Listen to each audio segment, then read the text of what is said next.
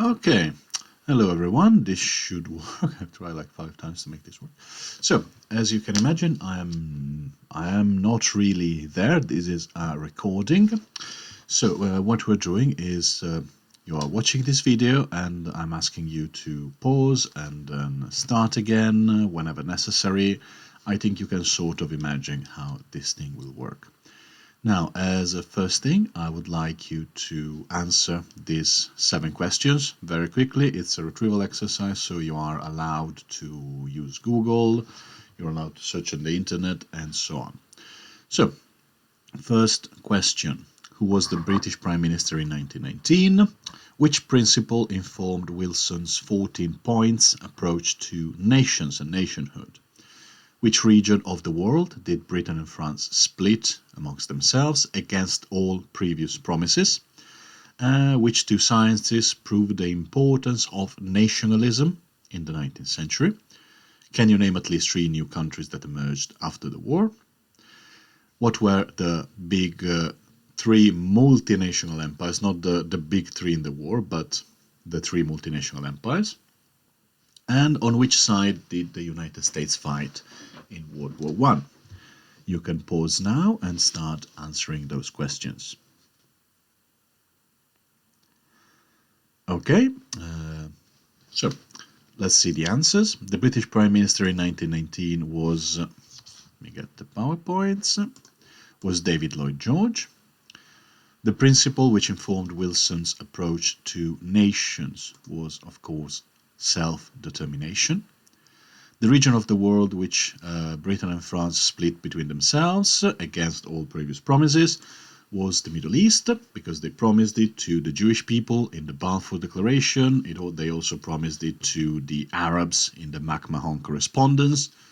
But with the Sykes-Picot Agreement, they essentially split it amongst themselves.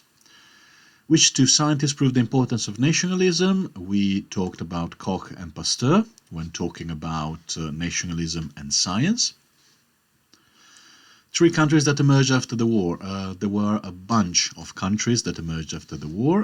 In here I put Poland, Lithuania, Czechoslovakia, Latvia, Finland, Estonia, Yugoslavia, but there were, I believe, many others as well, like Croatia, actually Yugoslavia, and so on. So, what were the 3 big multinational empires? Austria-Hungary, Russia, and the Ottomans. They were all big empires which contained many national communities within themselves. Austria-Hungary, as we have seen, was a complete mess in terms of national communities. Russia was particularly diverse, especially in its western border, because it included much of modern Poland, Lithuania, Latvia, and Estonia, and Belarus. And the Ottoman Empire was equally very diverse in terms of nations. It included many Greeks, Kurds, Arabs, Armenians, and a lot of other ethnicities which are too many to list right now. Now, on which side did the United States fight in World War I? It's, of course, on the side of the Entente. Now, welcome to this lesson. Today we are looking at the clauses of the Treaty of Versailles and how they influenced the history of Europe, eventually leading to World War II. Now, the treaty was imposed to Germany by the Allies and was called by the Germans a diktat. That is, something that was not negotiated by both parties, but was instead just pushed on the defeated country, whether they liked it or not. And boy, they did not like it. As you can imagine, the population of Germany was not very fond of the treaty, which we are going to look in more detail right now. It crippled the country, it humiliated it internationally, and the memory of the humiliation would go on for decades, eventually becoming one of the most important causes of the rise of Nazism, and therefore of the beginning of the Second World War. In this lesson, we're going to look at the main points of the treaty, and we will see how they contribute to eventually causing World War II, which is sort of the final stage of this module on the interwar years. More in detail, we're going to look at the following points. First at the background, then at the moral clause or guilt clause, more appropriately, at the loss of territory for Germany, at the limitations to the German armed forces and at the war reparation. We will use these points in order to answer this exam-style question, which is the measures included in the Treaty of Versailles were among the main causes of World War II. How much do you agree with this statement? And we're going to do these things one by one. First looking at loss of introduction, loss of territory, and so on. So let's get started. Now, first thing first, the Treaty of Versailles is the individual peace treaty within the so-called Peace of Paris that dealt with Germany. There were other peace treaties, one for each of the defeated countries. For example, you got the Treaty of Sèvres for the Ottomans and the Treaty of Trianon for Hungary. We will discuss them in our next lessons, but it should suffice to say that every single one of these treaties created a deep legacy of conflict and dissatisfaction. Still today, for example, the Hungarian nationalist government of Viktor Orban complains about the unfair terms of the Treaty of Trianon, which reduced the surface of Hungary, and in Turkey, which succeeded the Ottoman empires, the so-called Sèvres syndrome, that is, the fear that Western powers are apt to destroy them, is a well-documented phenomenon. However, by far the most significant of these treaties was the Treaty of Versailles, because it affected Germany, a country which, unlike Austria-Hungary and the Ottomans, was not a multinational empire, but a nation-state, and was one of the most technologically advanced and militarily efficient countries in the world. As we have seen in the previous lessons, the big three, France, Britain and the United States, had very different ideas about what to do with Germany. So France, of course, wanted to see Germany absolutely destroyed. The United States saw it as a potential center of a future European balance of power, and Britain sought to keep Germany strong enough to counter the communists in Russia, but not strong enough to constitute a threat. So let's look at the guilt clause. Now, eventually a compromise between these positions was reached, in which, despite some significant concession to France, which we'll see later, mostly about the size of the German army, the Anglo-American line of keeping Germany together prevailed. Germany as a unified country survived, despite the territorial losses and despite being significantly weakened both militarily and economically. However, France and Britain agreed on one very important point against the wishes of Woodrow Wilson, President of the United States. Germany was guilty for the war. Of course, it wasn't. Germany wasn't the only country responsible for the war, and the war itself had been the result of this incredibly complex and entangled series of factors interacting with each other and precipitating what would have otherwise been a minor crisis in the summer of 1914, the shooting of Archduke Franz Ferdinand in Sarajevo, into a catastrophic global conflict. But the public opinion, the people of Britain and France, which had fought and died and suffered for 4 years in the fields of Flanders and France, wanted to blame someone, wanted to see that someone, Germany, punished. So the two European members of the Big Three came up with Article 231 of the Treaty of Versailles, the so-called guilt clause or moral clause. What did it say?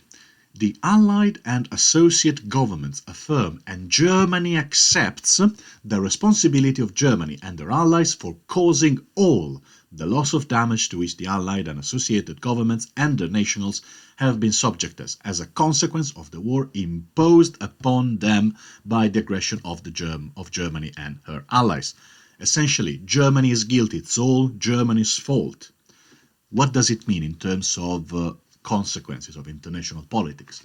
It means that this guilt clause, Article 231, set the tone for the next 10 years of international politics by depicting Germany, and by extension the German people, as the world's villains, thus justifying any measures taken against them as a just retribution for the war. So what I would like you to do now is use the content of the previous slides. You can move back into the video or just look at the slides yourself. So use the contents of the previous slides to write an introduction to this answer. You can explain whether you agree or disagree with the general point and offer a general summary. So here is an idea of what you can write. The Treaty of Versailles had serious consequences for Germany's post-war years, creating the conditions for the rise of Nazism and the start of World War II. As we've seen, the general decisions were very unpopular in Germany.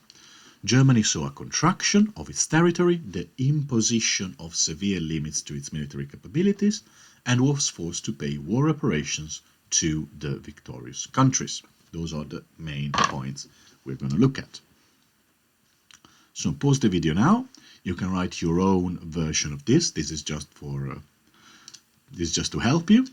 So pause now and resume it when you're finished. So you should be back. I'm not going to cut it. It's going to be one take. So let's start by looking at the loss of territory. So what was actually decided regarding the German territory? Now, in 1919, after the war, Germany had lost about 15% of its territory. On the western border, which is going to be the subject of this slide, the two provinces, the two regions of Alsace and Lorraine, which you can see here, which had been conquered from France in 1871, had been taken back by the French. Now, okay, Alsace and Lorraine change hands constantly in between the 19th and the 20th century. So much that when I studied international relations, there was this recurring joke during the World Cup. So Germany beat France in the World Cup. Does it mean that they own Alsace and Lorraine now? Because they constantly changed that. They were very rich regions with a mixed French and German population. They speak this strange Franco-German language, and both countries claim them as their own.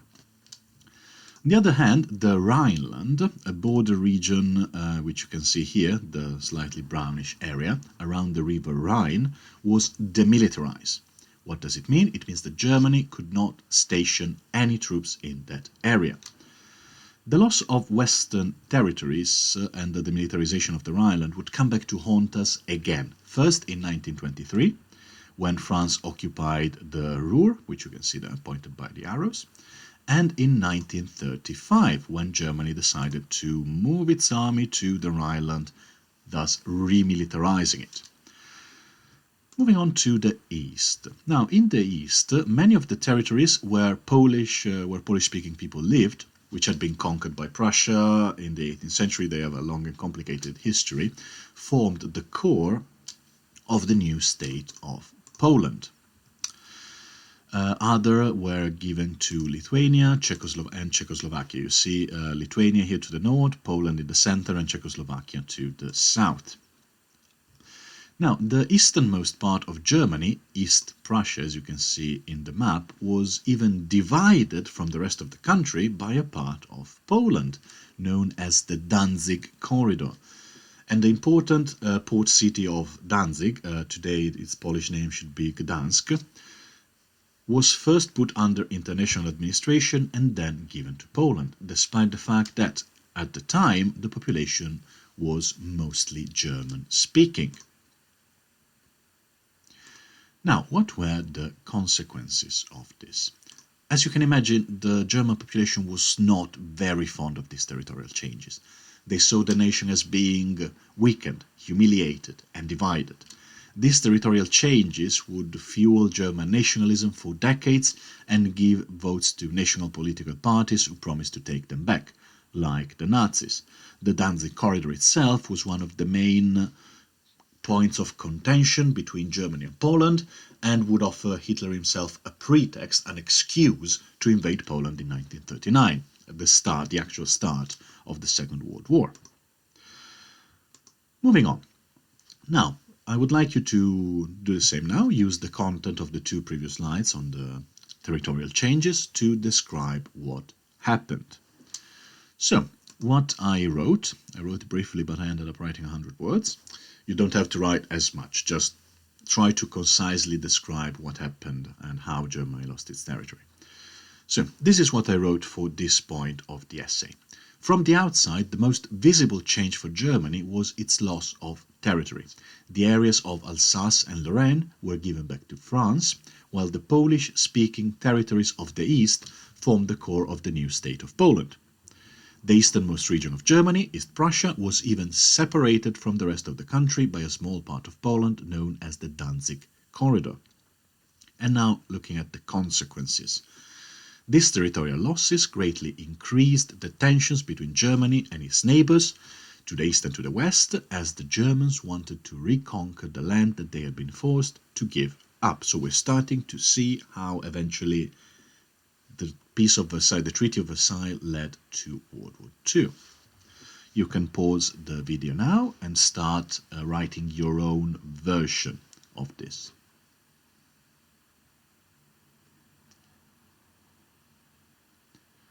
So you should have been able to complete that paragraph. Now let's look at the limitations of the army. Another important part of the Treaty of Versailles, and one which caused a lot of anger and resentment among the German population, was the reduction in size of the German army from about 2 million soldiers, as it was during wartime, to a maximum of 100,000 soldiers, the bare minimum to ensure internal and external security. What do we mean with internal and external security? As you can see from these propaganda posters from the 1930s, the tiny German Reich with only 100,000 soldiers is being surrounded by threatening countries like France with 600,000, Czechoslovakia with 140, or Poland with 300,000, and even Belgium, as ridiculous as it might sound, with its 72,000 soldiers, was seen as a threat. The world at the time was not a world like ours, where war was not going to happen. War was a possibility, and having only 100,000 soldiers to defend a country like Germany was seen as a huge risk, especially since, as we've seen, nobody liked Germany that much. Another point, France had been particularly insisting on the implementation of these limitations, of course, as the country had been invaded by Germany in 1871 and again in 1914, and would be again in 1940.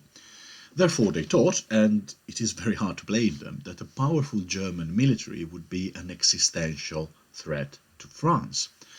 The clauses on the Navy and the Air Force, on the other hand, since the country was forbidden from creating a modern Air Force or a military navy, were requested by Britain, which, being an island nation, tried to prevent any kind of invasion, tried to limit the ways it could be invaded by Germany, either by sea or by air. This was especially true since Germany had proved to be potentially a very powerful naval power. In the Battle of Jutland in 1916, the German Navy had almost destroyed the Royal Navy off the coast of Denmark, and Britain knew that a powerful German fleet could again be an existential threat to its interest, and therefore insisted that the country should not be allowed to build or purchase any modern battleship or fighter planes. Ground forces, we don't care, as long as you don't give the Germans ships or planes, we're fine. These limitations, of course, on what used to be the main source of pride for the German nation, its large and extraordinarily well-drilled armed forces, were seen by the German population as yet another humiliation. And the nationalist parties, like eventually the Nazis, which promised to change this, were able to gain numerous votes during the national elections of the early 1930s. So, as always, I would like you to use the content of the previous slides, so move back in the video, to describe the reduction of the German armed forces and its consequences. This is the example answer I wrote. I would like you to come up with your own. We can say, furthermore, remember this is part of a single essay, so we should connect the paragraphs. Furthermore, since the victorious Allies had blamed German militarism for the catastrophe of the war, Germany was forced to drastically reduce the size of its armed forces to only 100,000 men from the previous 2 million, and was forbidden from building an air force and a navy, as that would threaten British interests. The German population did not like these limitations on the country's military power, and many political parties, including eventually the Nazi, gained voters by promising to change the situation. And eventually they actually did, as we are going to see in a few weeks. Oh, sorry. Before we move on to war operation, pause the video, complete your own version of the paragraph, so don't just copy it, and then resume the video when you're finished.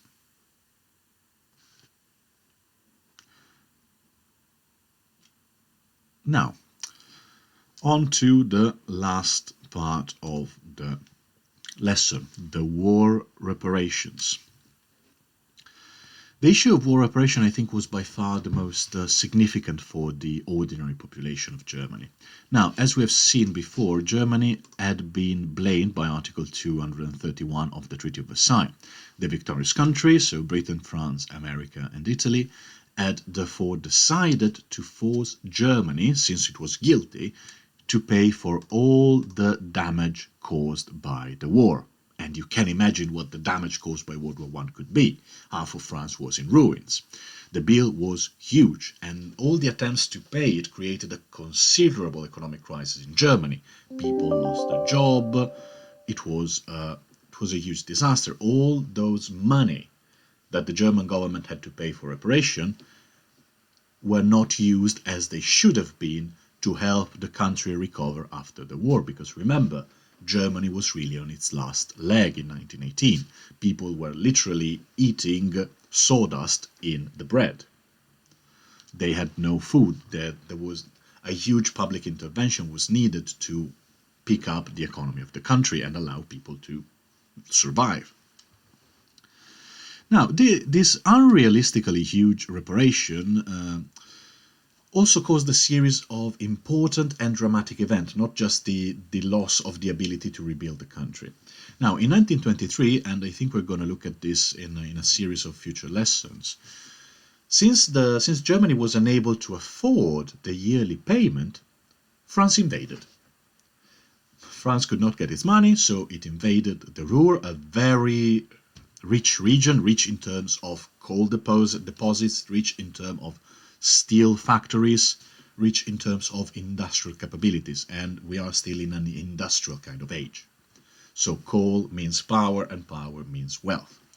During the same year, Germany fell as a consequence into a huge economic crisis that made a lot of people unable to afford basic necessities like food and shelter.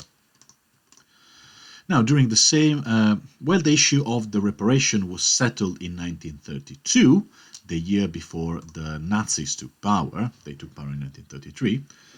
The memory of the damage the issue of the reparation caused to the German economy was still used more than 10 years later by the Nazis in order to justify their aggressive nationalism and renewed militarism. They wanted to make Germany strong again, and in order to prevent a similar situation from happening a second time. There was not going to be another great inflation. Interestingly enough, the European Central Bank, as its central policy, central idea, the fact that there should never be as big as an inflation again as it happened in 1923. We're going to look at this when talking about Germany itself in the next term. So, as always, use the content of the previous slides, so roll back the video or look at the slides directly to describe the impact of the war reparations. So, explain why Germany was burdened with so much war reparations, what were the consequences in the short term and in the long term. So, this is what I came up with. You don't need to do this, you need to do something sort of like this, using your own words to explain the situation.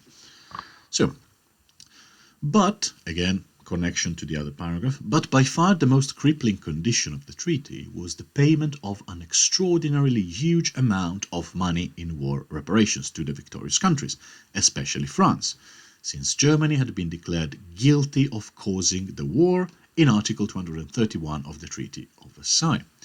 The reparations were impossible to pay and became one of the most important sources of tension in the immediate post-war period, leading to events such as the French invasion of the Ruhr and the German hyperinflation in 1923.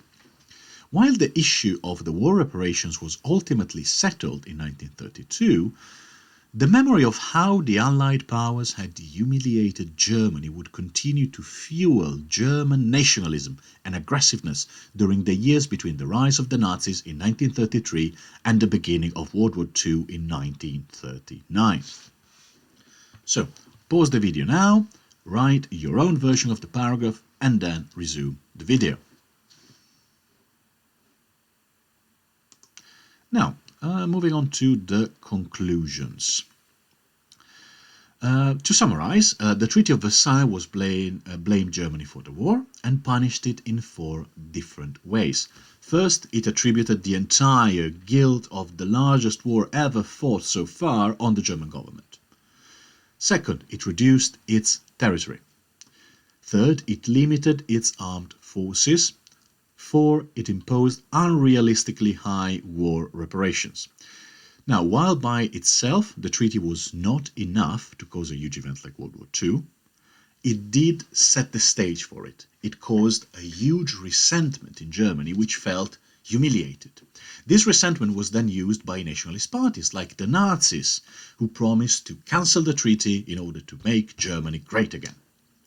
So, at the end of this lesson, I would like you to use the contents of the previous slides of the rest of the lesson to summarize your main points and write the conclusion of the essay. So, how much do you agree with the statement of the question that the Treaty of Versailles was among the main causes of World War II? This is what I wrote as a conclusion for all the stuff I wrote before. I wrote that, therefore, while there were other factors as well, try to always highlight the complexity of issues when writing about history. It looks good. So, while there were other factors as well, the humiliating conditions imposed by the Treaty of Versailles were certainly extremely influential in creating the conditions for the rise of Nazism and the beginning of World War II. So, this is the end of the lesson. I would like you to complete your essay answer. Send it to me so I can give you feedback, if and when I can read all of that. And then, yes, I will give you feedback. So, thanks for listening, thanks for tuning in, and I will see you in our next lesson. Bye, everyone.